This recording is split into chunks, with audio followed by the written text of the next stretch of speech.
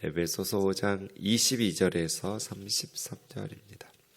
아내들이여 자기 남편에게 복종하기를 주께 하듯 하라. 이는 남편이 아내의 머리됨이 그리스도께서 교회의 머리됨과 같음이니 그가 바로 몸의 구주이시니라. 그러므로 교회가 그리스도에게 하듯 아내들도 범사에 자기 남편에게 복종할지니라. 남편들아 아내 사랑하기를 그리스도께서 교회를 사랑하시고 그 교회를 위하여 자신을 주심같이 하라. 이는 곧 물로 씻어 말씀으로 깨끗하게 하사 거룩하게 하시고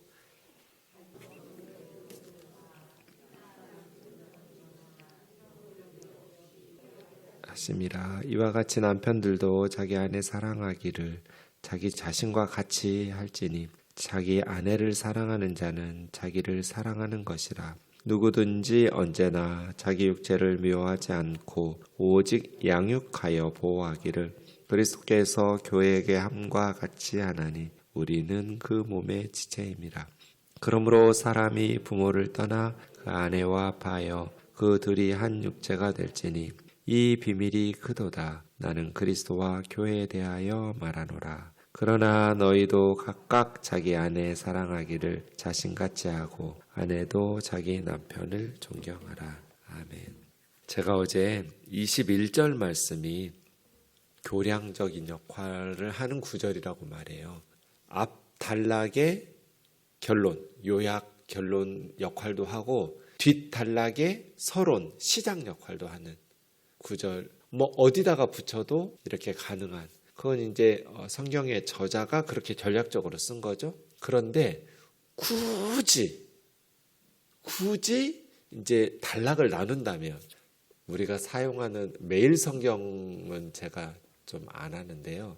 두란노 서원에서 나오는 생명의 삶이라는 매일 말씀 묵상 큐티 교재가 있잖아요. 거기는 제가 이제 지필진으로 들어가서 글을 써요. 성경 해석 파트 부분에 있어서. 그럼 문단 나누기 한단 말이에요. 만약에 저한테 이 본문을 에베소서 문단 틀린 건 아니에요. 21절을 매일 성경처럼 앞 단락에 붙인 게 틀린 거 아닌데 굳이 그래도 이렇게 글을 쓴다거나 책을 쓴다거나 할 때 한쪽으로 떼어서 이렇게 붙인다면 저 같으면 21절을 뒷부분에 붙일 것 같아요. 틀린 건 아니지만 그것이 좀 더 좋은 문단 나누기다. 그만큼 21절은 앞부분보다는 뒷부분의 서론의 역할이 더 중요하다. 그런데 대부분 여러분 가지고 있는 성경이 문단 나누기를 22절부터 시작할 거예요. 왜냐하면 전혀 새로운 주제가 시작하잖아요. 그것도 호칭으로 아내들아 부르면서 시작하니까. 그 다음에 남편 이야기하고 자녀들 또 아비들 종들, 사환들, 사환들, 종들 이런 식으로 나누니까 22절부터 새로운 단락으로 쓸 가능성이 매우 높죠. 근데 그런 문제가 하나 있어요. 왜냐하면 어떤 문제가 발생하냐면 22절부터 24절까지 아내들이 복종에 대한 이야기거든요. 남편들은 아내 사랑에 대한 이야기가 핵심이잖아요. 아내들이 남편에 대한 관계의 핵심은 복종이었어요. 그리고 남편들이 아내에 대한 관계의 핵심은 사랑이었어요. 그죠? 그래서 많은 성도님들이 어떻게 기억하고 있냐면 아내는 남편에게 복종하고 남편은 아내를 사랑하고 이렇게 돼 있어요. 머릿속에 입력이. 근데 21절부터 이제 아내, 남편, 자녀들, 아비들, 그리고 종들, 사환들, 그리고 주인들 이렇게 시작하는 것이 21절부터 서론이라고 시작되면 전혀 내용이 달라져요. 21절이 뭐예요? 그리스도를 경외함으로 피차 복종하라. 이게 아내들만 남편에게 복종하고 자녀들만 부모에게 복종하고 종들만 주인에게 복종하는 것이 아니라 피차 복종한다는 건 뭐예요? 서로잖아요. 남편도 아내에게 복종해야 하고요. 부모도 자식에게 복종해야 하고요. 주인도 종에게 복종해야 돼요. 모든 그리스도인의 삶은 피차에 복종하는 거예요. 누구에게도 배울 수 있어야 되고요. 누구의 권면과 그러한 올바른 지적도 받아들일 수 있는 겸손함이 있어야 돼요. 이것이 그리스도인의 삶이에요. 여러분, 결국 하나님의 자녀답게 그리스도인답게 사는 영적인 훈련의 핵심이 뭐냐면 복종과 희생하는 삶이거든요. 반대말로 해보세요. 결국 불순종과 정말 세속적인, 그래서 늘 싸우고 갈등을 증폭시키고 죽이고, 이것의 핵심은 이기심이잖아요. 남을 존중하지 않고. 그래서 예수님을 닮아가는 것, 하나님의 사랑받는 자녀처럼 사랑 가운데 행하라. 예수 그리스도가 우리 안에 계시니 주 안에서 너희가 빛이다. 빛의 자녀처럼 행하라. 빛의 열매는 착하고 의롭고 진실한 거다. 성령을 충만하게, 성령 충만을 받으라. 성부, 성자, 성령 삼위 하나님을 충만하게 우리가 믿고 따르면서 순종하면서 그리스도인답게 산다는 게 뭐예요? 결국은 이타적인 예수님의 십자가의 사랑을 실천하면서 사는 거거든요. 그러니까 죄는 이기적이고 나를 위해서 다른 사람을 이용해 먹고 그런 개인주의잖아요. 근데 요즘 현대 세대가 어때요? 우리의 문화가 굉장히 이기적이고 개인주의적인 문화죠. 이타적이고 공동체적인 문화라기보다는 어린아이들도요, 피차에 복종하는 거 이러면 꼰대라고 그래요. 우리 시대의 어른들은 꼰대 두려움, 꼰대에 대한 내가 나이가 드는 사람으로서 정말 꼰대가 되지 말아야지, 뭐 그런 경각심을 가지는 건 좋은데요. 꼰대 소리 듣지 않으려다 보니 어른이 없어져 버렸어요. 지가 선생님은 다야? 왜 이래라 저래라 해? 애들이 그래요. 아저씨가 뭔데 나한테 이래라 저래라 해요? 우리 엄마 아빠도 나한테 뭐라고 안 하는데. 이래요. 권위주의가 없어지는 건 좋은데 권위 자체를 없애버렸어요. 대통령 우습게 여기고요. 리더들 우습게 여기고요. 다 개인주의적이고 이기적이에요. 그런데 그 논리와 사상이. 그러면 우리 사회는 어떻게 되겠어요? 피차에 복종? 안 하죠. 권위주의를 없앤 건 잘했어요. 그런데 권위 자체를 없애버리면 아이들이 부모의 권위를 존중하지 않고, 학생들이 선생님의 권위를 존중하지 않고, 성도들이 목사들의 권위를 존중하지 않으면 어떻게 바른 양육이 되겠어요? 그런데 어리석은 부모들이 선생을 함부로 하고 리더들에 대해서 함부로, 그것이 마치 바른 양육, 바른 문화라고 착각해요. 갈수록 세상이 그렇게 되는 것 같아요. 이거는요, 훈련이 안 되는 거예요. 어려서부터 다른 사람을 존중하는 법을 배워야 되고 권위 아래 순종하는 법을 배워야죠. 그리스도를 경외한다면 이것이 모든 인간관계의 출발점이에요. 예수님을 경외하는 것. 그러면 피차에 복종하는 것. 상대방 앞에, 누구 앞에서도 겸손하게 자신을 낮추면서 누구의 배움을, 권면을 겸손하게 받아들이고 들을 줄 알아야 돼요. 목사니까 책망받지 않아야 돼요? 그런 성경 구절이 어디가 있어요? 목사는 하나님만 책망하시고 하나님만 죄를 지적하고 비판할 수 있어요? 그런 성경 구절이 어디가 있어요? 모세를 비판하다가 아론과 미리암 누나는 나병 걸렸잖아요. 어디 주의 종을 함부로 비판하고 누나와 형이었지만 그게 아니에요. 모세가 잘못한 게 없는데 잘못된 내용을 가지고 책망했기 때문에 하나님께서 뭐라 하신 거예요. 모세가 무슨 잘못했어요? 구스 여인하고 결혼한 게 잘못이에요? 그럼 이스라엘 여자하고만 결혼해야 돼요? 예수 믿는 아무리 그리스도인이라 할지라도, 하나님의 백성이라 할지라도? 아니요. 이스라엘은 할례 공동체지, 신앙 공동체지 혈연 공동체가 아니에요. 모세 잘못한 거 아무것도 없어요. 어디 감히 목사에게 책망을 해? 이 말이 되려면 목사가 잘못한 게 없어야 돼요. 목사가 잘못한 게 없는데 성도들이 미리암이나 아론처럼 책망하고 그렇게 했다면 그 말이 맞죠. 주의 종을 함부로 책망하면 안 된다. 근데 모세는 잘못한 게 없어요. 권위가 무너지는 순간 그 공동체는 무질서해져요. 그리고 훈련이 안 돼요. 그래서 결국은 우리 아이들이 망가져요. 21절이 이게 제목이에요. 책으로 하면 책 제목이라고요. 앞으로 이어지는 내용의 표제예요. 타이틀이에요. 그리스도인의 삶은 그리스도를 경외함으로 우리가 예수님의 말씀, 예수님의 명령에 순종하는 마음, 이게 경외하는 거잖아요. 예수님의 말씀과 명령에 복종하는 마음으로 두려워하는 경외심으로 피차에 복종하는 것. 그러니까 아내와 자녀들과 종들만 복종하는 게 아니에요. 남편도 아내의 말이 옳으면 들어야죠. 어디 감히 머리라고 그랬는데, 남편에게 복종하라고 그랬는데, 그 22절부터 읽으니까 그렇죠. 남편에게 복종하라고 그랬는데 맞죠? 성경이 말씀하셨어요. 복종하라고 그랬어요. 그럼 남편은요? 아내에게 복종하라는 말씀이 없어요? 있어요. 어디 있어요? 21절에 있어요. 이게 제목이에요. 표제예요. 타이틀은 보지도 않고 22절부터 문단 나누기를 하니까 올바른 책망에 대해서는 아내의 말을 들어야죠. 네. 저는 아내의 말을 들어서 망한 남자 별로 못 봤어요. 아담 정도? 하와 말 듣다가 선악과 먹어가지고. 우리가 아내의 말이라고 해서 무조건 들으면 안 되죠.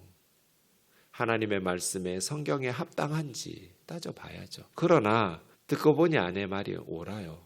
그러면 아내의 책망을 들어야죠. 피차에 복종하려는 마음 말이에요. 무조건 나이 많으니까 어른 말에 어디 감히 너 몇 살이야? 이게 아니라 나이를 왜 따져요? 옳고 그름을 말하는데. 올바른 것을 가지고 설득하고 권위를 내세우려고 해야지 나이 많은 사람의 생각이 다 옳아요? 그건 아니잖아요. 그러니까 젊은이들의 말을 들어보고 옳으면 복종해야죠. 아, 내가 잘못됐구나. 그걸 무시하는 건 꼰대죠. 그러나 그런 열린 사고를 가지고 젊은이들의 말이지만 아, 그게 더 옳구나, 더 합리적이고 우리가 살아왔던 방식보다 이제 더 지혜로운 방식 같다고 하면 존중하고 그런 오픈마인드를 가지고 피차에 복종하는 그런 사람들을 원로라고 존경받지, 누가 꼰대라고 꽉 막히고 고집불통에 똥꼬집 부리고 이러니까 꼰대 소리 듣는 거죠. 그래서요, 세상 사람들과 우리 그리스도인의 차이점이 뭐냐? 그리스도를 경외한다는 거다. 그럼 그리스도를 경외하는 사람들의 삶의 방식이 뭐냐? 겸손한 거다. 피차에 복종하는 거다. 특별히 아내들이 힘써야 될 게 뭐냐? 남편의 권위를 존중하는 거다. 남편을 무너뜨리면 자기가 무수리가 돼요. 왕비 대접받고 싶으면 남편을 왕을 만들어버리면 돼요. 이걸 가정에서 잘 못해요. 근데 제가 어제 말씀드렸잖아요. 수요 예배 때. 우리 아이들은 어리기 때문에 분별력이 아직 없다고. 좋은 것도 그대로 흡수하고 나쁜 것도 그대로 흡수하는 나이잖아요. 경험이 없어요, 아이들은. 엄마가 아빠를 계속 애들 앞에서 깎아내려요. 그럼 아이들 마음속에 아빠는 어떤 사람이에요? 나쁜 사람이에요. 그럼 어떻게 아빠하고 아이들 관계가 좋아지겠어요? 근데 어른이 돼서 보니 아빠가 괜찮은 사람이에요. 단점도 있었지만 참 좋은 사람이었어요. 근데 아빠는 벌써 죽었어요. 이런 이야기 저는 참 많이 들었어요. 목회하면서. 어려서부터 엄마가 하도 아빠를 나쁜 사람이라고 비난을 해서 우리 아빠는 천하에 둘도 없는 나쁜 사람인 줄 알았는데, 나쁜 엄마가 거짓말한 건 아니지만 우리 아빠에게 참 내가 어른이 돼보고 내가 남편이 돼보고 내가 아빠가 돼보니 우리 아버지가 참 훌륭한 점들도 많았었는데, 근데 이미 아버지는 세상에 없는 거죠. 그러니까 엄마의 역할이 중요한 거죠. 아이들에게 영향을 미치는. 아빠의 권위를 깎아내리고 짓밟아버리면 아이들은 아빠를 존경하지 않아요. 자기 아빠를 사랑하지 않고 귀한 줄 모르고 존중하지 않는 아이가 어떻게 행복하게 살겠어요? 그래서예요. 아내들이여 자기 남편에게 복종하기를 주께 하듯 하라. 남의 남편한테는 복종하면서, 특히 목사들한테, 저는 남의 남편이 이수경 남편이지 여러분 남편 아니잖아요. 왜 남의 남편한테는 잘하면서, 아무짝에 쓸모없는 남의 남편한테는 잘하면서 왜 자기 남편에게 못해요? 저는 여러분에게 아무 도움 안 되는, 여러분과 가정을 위해서 정말 피땀 흘려가면서 열심히 사는 사람 여러분 남편인데, 내 남편 귀한 줄 알아야죠. 자기 남편 소중하게 주님에게 하듯 하라고 그러잖아요. 주님에게. 예수님한테 그렇게 함부로 하겠어요? 아이고 목사님 우리 남편을 몰라서 그래요. 근데 죽게 하듯 안 해봤잖아요. 죽게 하듯 하면 그 남자 변해요.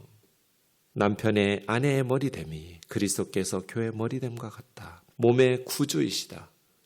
예, 물론 남편들도 구주시지 막 명령자 독재자는 아니죠. 예수님이 교회 독재자 아니잖아요. 자기를 희생시킨 피차가 중요한데요. 누가 먼저냐? 네가 하는 거 봐서 이러면 그 부부는 영원히 불행하겠죠. 네. 그러므로 교회가 그리스도에게 하듯 아내들도 범사에 자기 남편에게 복종해라. 남편들아 아내 사랑하기를 그리스도께서 교회를 사랑하시고 교회를 위하여 자신을 주심과 같이 해라. 죽으란 얘기잖아요. 남편들아 아내 사랑을 얼마만큼 죽어라. 아내가 죽어야 될 실수했어요. 죄 지었어요. 근데 착한 교회 없잖아요. 죄 없는 의인 없잖아요. 근데 예수님이 죄인들을 위해서 죽었잖아요. 내 아내의 연약함, 허물. 아유, 내가 어쩌다 저런 걸 만나가지고. 이게 아니고 내 아내의 연약함은. 그러니까 하나님께서 나에게 맡긴 거잖아요. 내가 죽음으로써, 내가 희생함으로써 아내를 거룩하게 깨끗하게 예수님처럼 말이에요. 내 아내가 그렇게 착하고 의롭고 그래서가 아니고 죄와 허물이 많더라도 왜 죽으셨어요? 그리스도께서 26절 때문이죠. 물로 씻어 말씀으로 깨끗하게 하사 거룩하게 하시려고 예수님께서 우리를 흠없는 그리스도의 신부로 거룩한 성도로 만들어주시려고 십자가에 죽으셨잖아요. 티나 작은 결함이 티죠. 주름 잡힌 거 반듯하지 않고 좀 쭈글쭈글한 것 없이 거룩하고 흠없게 하시려고 물로 씻어 말씀으로 세례와 말씀으로죠. 교회를 이렇게 깨끗하게 하신 것처럼. 근데 꼭 반대로 해요. 남편들은 아내들이 성경대로 복종하지 않는다고 투덜거리고 아내들은 자기 남편이 성경대로 자기를 위해서 사랑하면서 희생하지 않는다고 불평하고 그러니 계속 예수를 수십 년 믿어도 불화해요. 부부지간에. 몇 년 살아보면 상대방 파악이 끝나잖아요. 상대방 파악이 끝나면 뭘 좋아하는지 뭘 싫어하는지 알게 되잖아요. 그럼 싸울 일이 뭐가 있어요? 몰라서 싸우는 거 아니잖아요. 몇 년 같이 살아보면 파악이 끝나요. 근데도 왜 싸우느냐? 피차의 복종을 안 하니까 싸워요. 이것이 영적인 훈련의 핵심이라고 제가 말씀드리는 거예요. 남편들도 아내 사랑하기를 자기 자신 사랑하는 것처럼 해라. 자기 몸을 학대하고 괴롭히는 사람 없는 것처럼. 이 비밀이 크도다. 그리스도와 교회에 대하여 말하노라. 왜 갑자기 남편 이야기하다가 그리스도와 교회 얘기를 해요? 예수님이 십자가에서 자기 몸을 희생하지 않았으면 교회는 없어요. 남편이 갈비뼈를 부러뜨리지 않으면 하와는 없었어요. 그런 아픔과 희생과 헌신이 있을 때 부부가 된 거잖아요. 예수님이 십자가의 희생을 통해서 교회가 만들어졌어요. 남편이 자기 갈비뼈를 부러뜨리는 아픔과 희생을 통해서 아내가 생기는 거예요. 혼인신고하면 법적으로 아내가 생기지만 진짜 나와 한 몸이 되는 아내를 얻고 싶으면 자기를 희생시켜야 돼요. 그런데 계속 상대방 갈비뼈 부러뜨려요. 자기 마음대로 독재자가 돼요. 가정에서. 그러니 어떻게 나와 한 몸이 되는 아내가 생기겠어요. 이 비밀이 크도다. 이게 뭐 어려워요? 쉬워요. 어려운 내용 아니에요. 그런데 실천을 안 해요. 아니 왜 몇 년 지났는데 상대방 파악이 끝났는데 왜 싸우냐고요, 부부가. 저는 싸울 일이 없던데. 처음에는 맨날 싸웠어요. 신혼 때는. 이해가 안 되니까 싸우죠. 근데 몇 년 지나고 나니까 싸울 일이 없어요. 상대방 파악이 끝났어요. 어느 부부는 화장실 가는 걸로 싸워요. 변기 뚜껑 올려라 내려라 그거 가지고 몇십 년을 싸우는 거예요.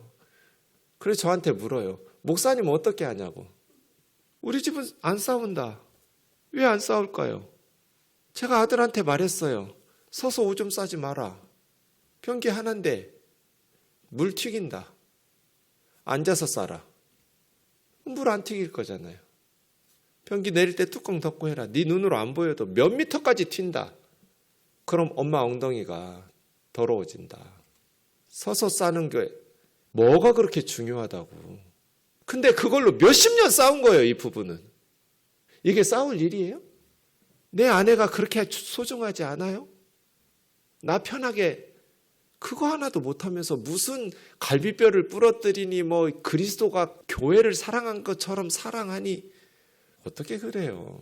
아내가 그 정도도 아니면 예수 헛믿은 거예요.